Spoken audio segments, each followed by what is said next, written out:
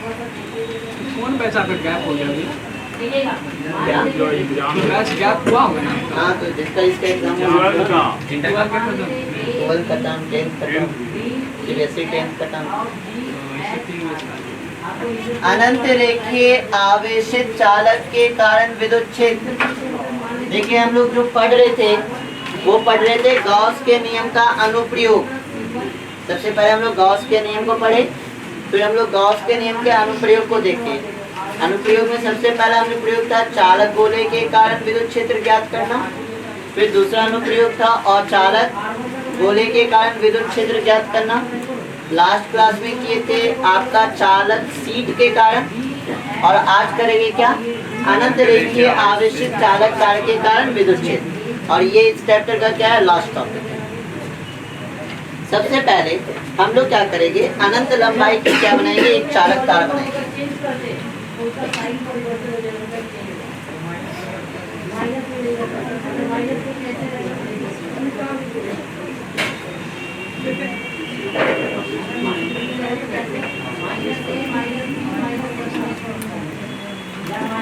ठीक है, अनंत लंबाई का बहुत ही ज्यादा पतला एक चालक तार है। ठीक है, इस पे हमने कितना आवेश रखा, ध्यान दीजिए इधर, इस पे हमने आवेश Q रखा है।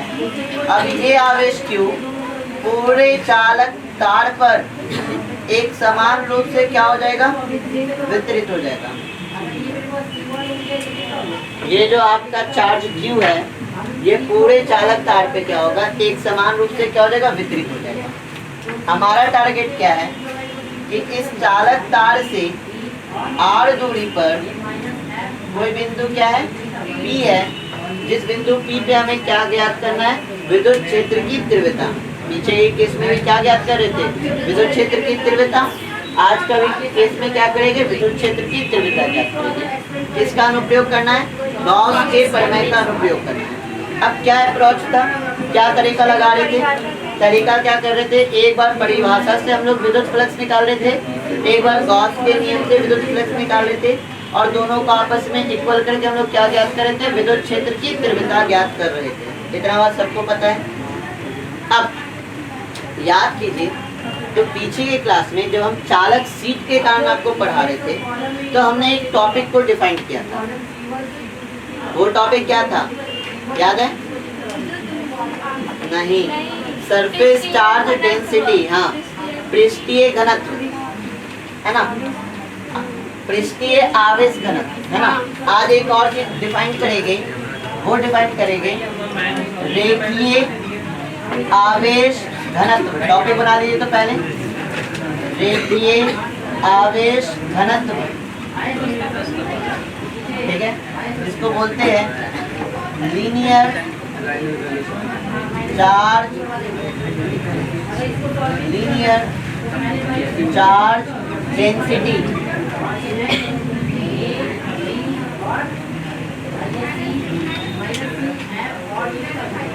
वायर को इधर कर दीजिए थोड़ा।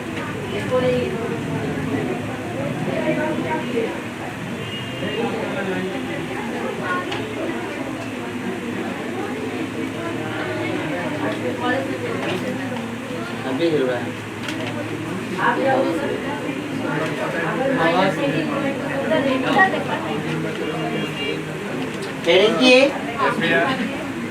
रेखीय आवेश घनत्व, या जिसको हम लोग क्या बोलेंगे, लीनियर चार्ज डेंसिटी। लास्ट हम लोग क्या पढ़े थे, पृष्ठीय आवेश घनत्व। देखिए पृष्ठीय आवेश घनत्व कब निकालते हैं, जब आपका क्या हो, एक आपका क्या हो, सीट हो, एक समतल सीट हो और इस पे आवेश क्या हो, एक समान रूप से वितरित हो। इस पे आवेश क्या हो, एक समान रूप से वितरित हो। तो इसके पूरे एरिया में, पूरे क्षेत्रफल में कितना आवेश है, क्यों, तो प्रति एकांक आवेश, प्रति एकांक क्षेत्रफल में कितना आवेश होगा, Q/A। तो प्रति एकांक क्षेत्रफल में जो आवेश मौजूद होता है उसे ही हम लोग क्या कहते हैं, पृष्ठीय आवेश घनत्व, जिसका नोटेशन क्या था, सिग्मा। आज हम लोग फाइंड आउट करेंगे किसको, लीनियर आवेश रेखीय आवेश घनत्व को। देखिए ये कब निकलता है, जब हमारे पास क्या हो, एक अनंत लंबाई का क्या हो, चालक तार हो। जब हमारे पास क्या हो, एक अनंत लंबाई का चालक तार हो और उस पे Q आवेश हो, तो मान लिया जाए कि इस जो चालक तार है इसकी लंबाई क्या है, L लंबाई पे आपका चार्ज कितना है, Q। तो प्रति एकांक लंबाई में कितना आवेश होगा, Q बाई L। प्रति एकांक लंबाई में मान लिया जाए इसकी लंबाई L है, तो L लंबाई पे जो आवेश है वो कितना है, Q। तो प्रति एकांक लंबाई में आवेश क्या हो जाएगा, Q बाई L। तो प्रति एकांक लंबाई में मौजूद आवेश को ही हम लोग क्या कहेंगे, रेखीय आवेश घनत्व। और इसका नोटेशन क्या होता है, लैम्डा। लैम्डा बराबर होता है Q अपॉन L। प्रति एकांक लंबाई में मौजूद आवेश को हम लोग क्या कहेंगे, रेखीय आवेश घनत्व। इसका ऐसा ही मात्रा कोई बता सकते हैं, कूलम पर मीटर होगा ना। और बीमा क्या होगा, M0 L इनवर्स। हाँ नहीं आए बात समझ में, डिफाइन करते हैं, लिखिए डेफिनेशन लिखिए। नहीं पहले डेफिनेशन देखिए, जब आवेश का वितरण एक रेखा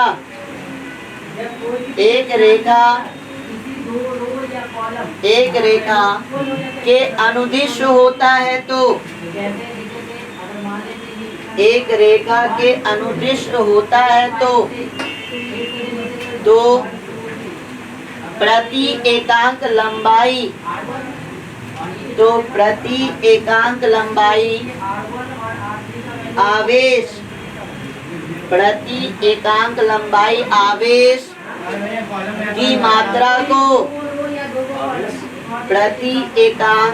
लंबाई आवेश की मात्रा को रेखीय आवेश घनत्व कहते हैं।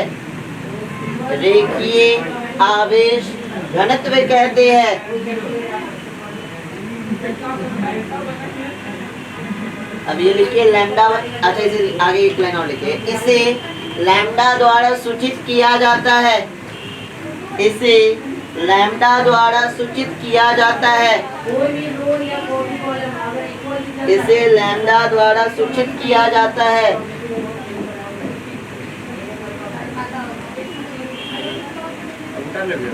हाँ उसको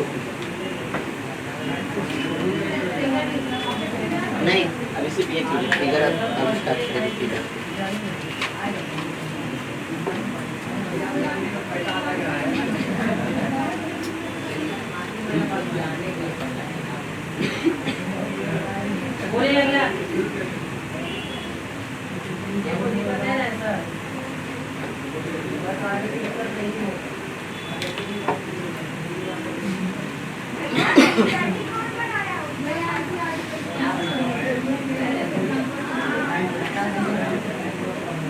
देखिए आपका पृष्ठीय आवेश घनत्व तो प्रीवियस ईयर में पूछा हुआ क्वेश्चन है, ये इम्पोर्टेंट रखिएगा। 2 नंबर के लिए पूछ चुका है पृष्ठीय आवेश घनत्व एवं इसका मात्रक। तो ये पूछ सकता है रेखीय आवेश घनत्व क्या है, इसका मात्रक क्या है। ठीक है, ध्यान में रहेगा ना, क्या है इरेज कर दे। चलिए अब आते हैं मेन टॉपिक पे। हमारा जो मेन टॉपिक ये है कि एक अनंत रेखीय आवेशित चालक तार है और इससे r दूरी पे कोई बिंदु क्या है, P है। जिस P बिंदु पे हमें क्या ज्ञात करना है, विद्युत क्षेत्र की तीव्रता ज्ञात करना है। अब मेरी बातों को बताइएगा, तरीका तो वही है, एक बार परिभाषा से, एक बार विद्युत फलक से। ठीक है, एक बार आपके गॉस प्रमेय।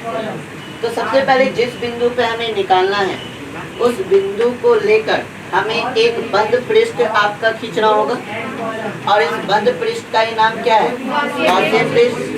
तो इस पॉइंट को कवर करते हुए, इसको बंद करते हुए हम लोग जो आकृति खींचेंगे आज वापस से, वो आपका क्या होगा, बेलनाकार होगा। लास्ट क्लास में भी सीट पे हम लोग क्या ड्रॉ किए थे, बेलनाकार, बट आज जो बेलनाकार ड्रॉ करेंगे वो दूसरा होगा। लास्ट क्लास में जो बेलनाकार आकृति ड्रॉ किए थे वो था क्या, सीट के लंबवत।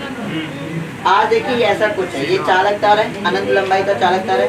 इसको घेरते हुए, पॉइंट पी को घेरते हुए हम जो बेलनाकार आकृति खींचेंगे वो आकृति क्या होगा, कुछ ऐसा। अगर यहाँ पे ड्रॉ करें तो कुछ ऐसा होगा। इस पी पॉइंट को लेते हुए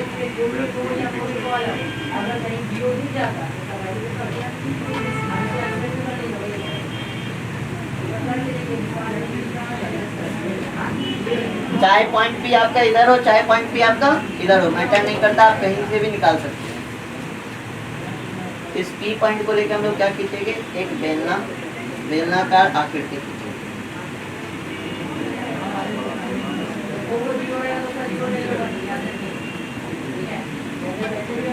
इस बेलन की ध्यान दीजिए, इस बेलन की लंबाई क्या है, L, और इसकी त्रिज्या क्या होगी, इसकी त्रिज्या क्या हो जाएगी, R। कितना बताया समझे सबको, इसमें कोई दिक्कत। हमें पॉइंट P को बंद करते हुए एक पृष्ठ ड्रॉ करना था, तो हमने कैसा पृष्ठ ड्रॉ किया, बेलनाकार, जिसको हम लोग कैसा पृष्ठ कहेंगे, गॉसियन। कितना बता रहे हैं समझ में। थोड़ा लैंग्वेज लिख लेते हैं फिर आगे बढ़ेंगे। लैंग्वेज लिखिए। अगर आपका कहीं पे ये वाला टॉपिक को इसमें नहीं आपको करना है, जैसे इसको बता देना, इसको नहीं करना, उसी प्रकार लिखिएगा। ये जो लिखा रहे हैं उसको भैया नहीं, रेखीय आवेश घनत्व उसको इसमें नहीं इन्वॉल्व करना, नहीं इन्वॉल्व करना, जैसे आप उसको नहीं इन्वॉल्व करना, डिफिनेशन के साथ साथ। हाँ हाँ, अब यहाँ से लिखना है, यहाँ से ये टॉपिक लिखना पड़ेगा। लेकिन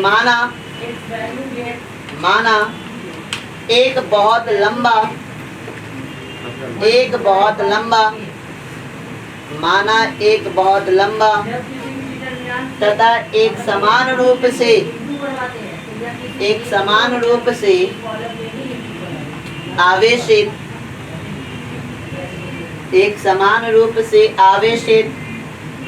सीधा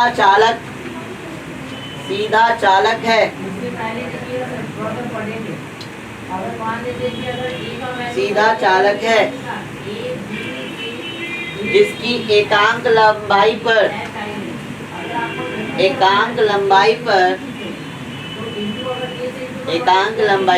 रेखीय आवेश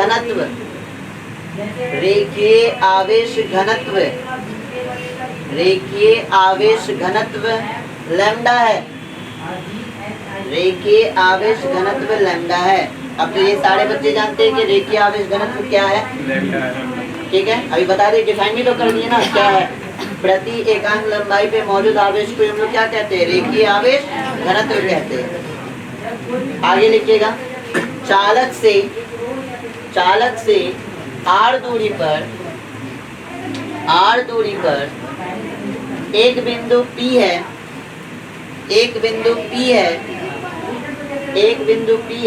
जिस पर विद्युत क्षेत्र की तीव्रता ज्ञात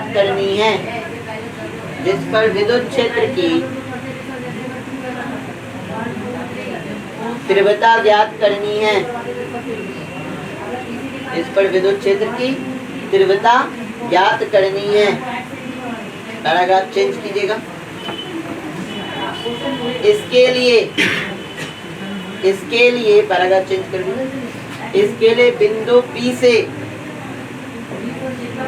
P से गुजरने वाले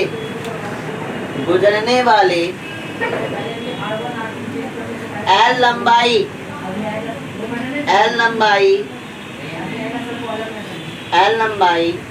का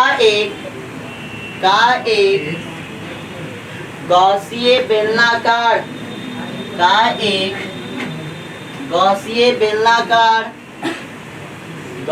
बेलनाकार पृष्ठ की कल्पना करते हैं।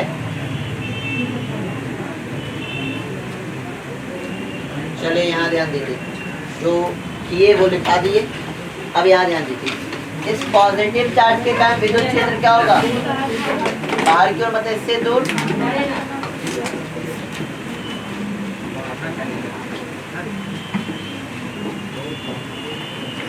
ये क्या हो जाएगा, विद्युत क्षेत्र की दिशा। अब यहाँ ध्यान दीजिएगा, तो इस आपके चालक तार पे जो आवेश है वो एक समान रूप से वितरित है। जब एक समान रूप से वितरित है तो इस चालक तार के किसी भी बिंदु पे चेक कीजिए, विद्युत क्षेत्र की तीव्रता तो हर जगह क्या होगा, सेम होगा, क्योंकि एक समान रूप से क्या आवेश वितरित है। अब अगर हम परिभाषा से निकालना चाहें तो परिभाषा से फाई बराबर क्या हो जाएगा, ध्यान दीजिएगा, हमारे पास जब इस बेलन को ड्रॉ करें तो हमारे पास 3 सतह है। जैसे लास्ट चैप्टर जब कर रहे थे तो हमारे पास कितने सतह थे, 4 सतह क्यों लिए थे कि ये बेलन आपका बीच से किसको पार कर रहा था, सीट को। बट आज बेलन क्या ऐसे है, सीट को पार कर रहा है क्या, आज बेलन क्या है, ऐसे है। तो सतह कितनी होगी, 3 होगी। कौन कौन से, एक ऊपर वाला, एक 2 और एक ये वक्र सतह। आगे समझ में, सतह कौन कौन है, एक ये वाला सर, ठीक है, एक ये वाला 2 और ये जो एक वक्र सतह 3। तो एक सतह आपका क्या हो जाएगा, ये, दूसरी सतह क्या हो जाएगी, ये, और तीसरी सतह क्या हो जाएगी, ठीक है। इन तीनों का फ्लक्स निकालेंगे तो क्या हो जाएगा, φ1 φ2 प्लस φ3 और लास्ट में जोड़ देंगे तो टोटल फ्लक्स आएगा। देखिए हम पूरे का नहीं निकालते, हम छोटे से का निकालते हैं, याद है ना, हम क्या निकालते हैं, छोटे से का। तो सबसे पहले यहाँ पे छोटा सा एरिया ड्रॉ करेगी,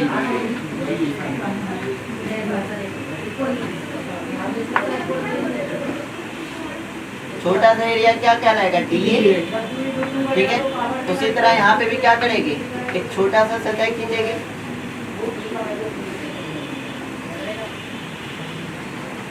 छोटा सा सतह क्या कहलाएगा, DA। उसी प्रकार यहाँ भी क्या खींचेगी, एक छोटा सा सतह खींचेगी।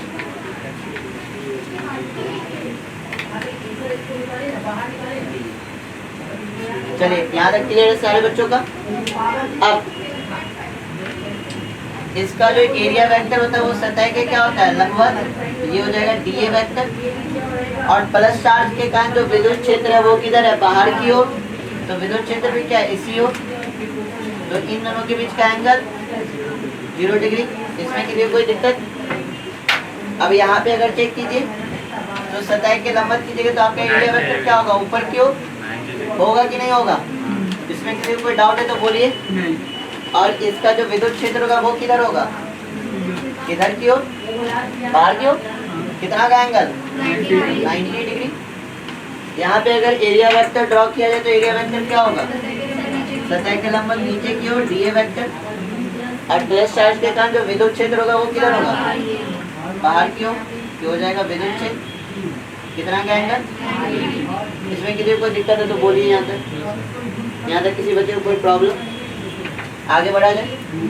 तो हम छोटा निकालेंगे तो क्या हो जाएगा, D φ1 plus D φ2 plus D φ3। अगर हमें टोटल निकालना है तो इस छोटे का क्या करेंगे, इंटीग्रेशन पहले सतह का, ठीक है, प्लस क्या हो जाएगा, इंटीग्रेशन दूसरे सतह का, प्लस क्या हो जाएगा, इंटीग्रेशन तीसरे सतह। इसमें किसी बच्चे को डाउट है तो बोलिए। अब फॉर्मूला क्या पढ़े थे, क्या हो जाएगा, integration E dA cos theta. सतह 1 चेक कीजिए, कहाँ माने सतह 1, DA वेक्टर और E वेक्टर के बीच का कितना एंगल, क्लियर है। प्लस क्या हो जाएगा, इंटीग्रेशन D सेकेंड सरफेस के क्या हो जाएगा, E dA cos theta. Second surface का चेक कीजिए, सेकेंड सरफेस किसको माने, इसको ना, इन दोनों के बीच का एंगल। प्लस इंटीग्रेशन तीसरे सरफेस के लिए क्या हो जाएगा, E dA cos theta. Theta की जगह क्या देगा यहाँ पे, 0 डिग्री। क्लियर है ये चीज। तो फाई इज इक्वल टू क्या रहेगा, sin 90 की वैल्यू तो पूरा डाटा प्लस sin 90 की वैल्यू तो पूरा डाटा, क्या बचेगा, यहाँ पे क्या बचेगा, इंटीग्रेशन E dA cos 0 की वैल्यू 1। तो फाई इज इक्वल टू क्या बचेगा, इंटीग्रेशन ई डी ए।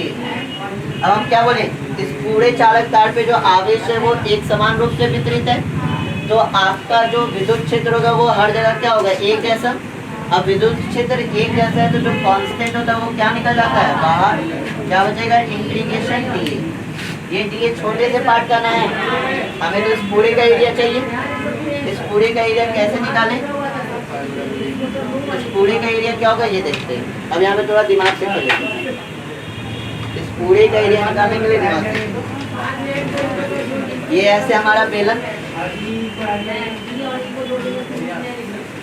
ठीक है, ये हमारा बेलन है, कितने लंबाई का, एल लंबाई का, जिसकी त्रिज्या क्या है, आर। तार रही क्या, ये हो गया बेलन, इसकी लंबाई क्या है, एल, और इसकी त्रिज्या क्या है, आर। अब ये ध्यान दीजिएगा, इसकी त्रिज्या क्या है, आर, तो इसकी परिधि कितनी होगी,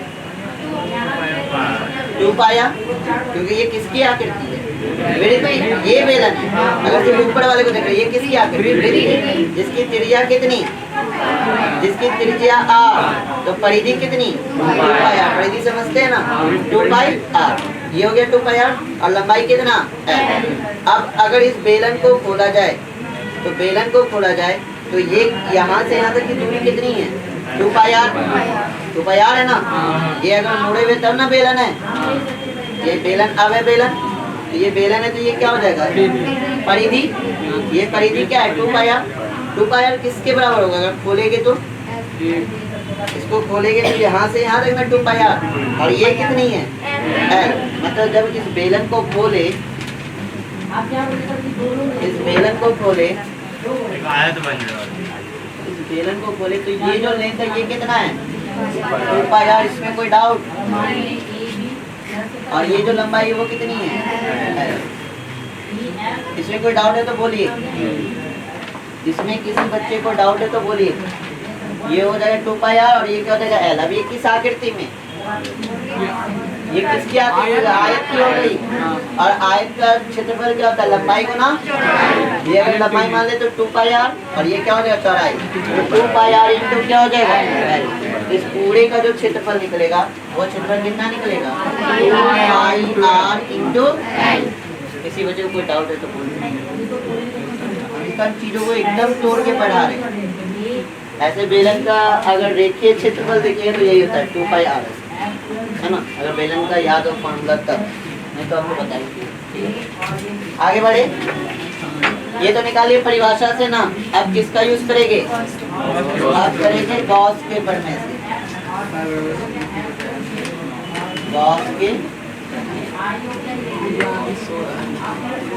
गॉस के प्रमेय सारे बच्चे को पता है, क्या होता है, y is equal to sigma Q by,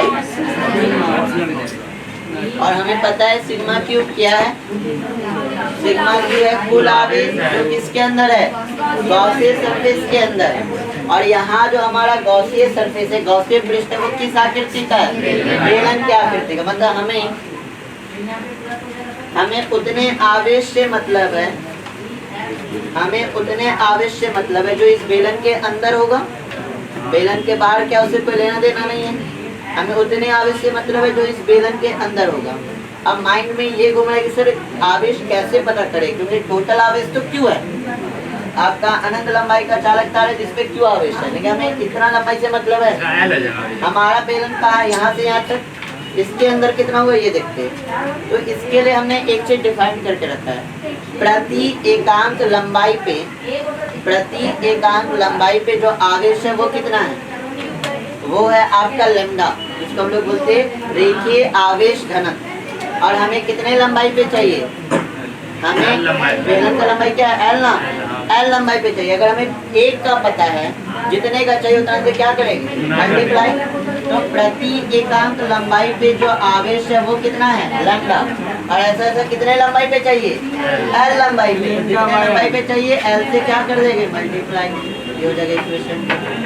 आया ये बात पहले समझ में, वापस से बता रहे, ध्यान दीजिए। हमें उतने आवेश से मतलब है, हमें उतने आवेश से मतलब है जो आपका इस बेलन के अंदर है, मतलब L लंबाई के बेलन के अंदर है उतना, तो कितना आवेश है जो इस बेलन के अंदर है, तो हमने पहले ही डिफाइन करके रखा है कि इस चालक तार के प्रति एकांक लंबाई पे जो आवेश है वो आवेश कितना है, लैम्डा। प्रति एकांक लंबाई पे जो आवेश है वो कितना है, लैम्डा। L लंबाई पे कितना होगा, हर एक की वैल्यू अगर पता है तो हमें जितने बोलेगा उतने से, जैसे हर एक पेन की कीमत है 5 रुपया, तो 10 पेन की कीमत क्या होगी, 10 से मल्टीप्लाई। तो इसी प्रकार प्रति एकांक लंबाई पे जो आवेश है वो है लैम्डा, तो L लंबाई पे क्या हो जाएगा, लैम्डा इंटू L। अब समीकरण 1 एवं 2 से, अब यहाँ से तो कहानी सबको पता है, यहाँ चेक कीजिएगा, समीकरण 1 एवं 2 से।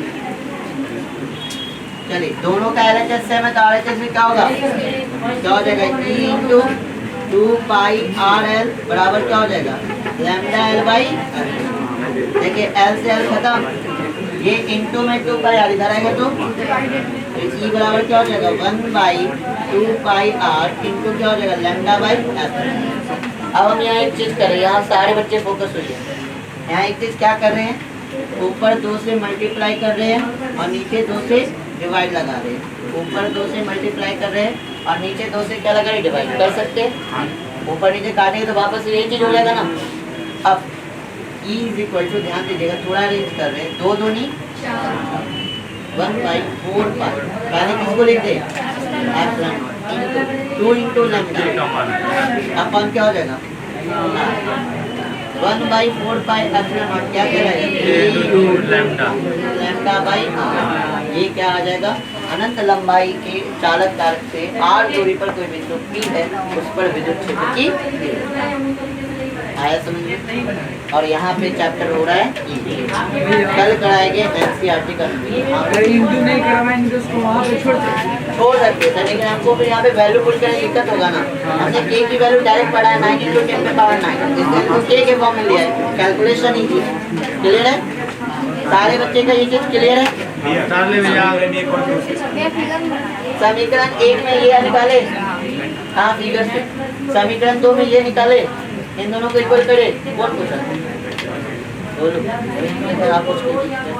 LCL कटा, अब ये 2 पाई R इंटू में इधर आएगा तो क्या होगा, डिवाइड में, तो E बराबर क्या बचेगा, 1/2 पाई R into lambda by epsilon not.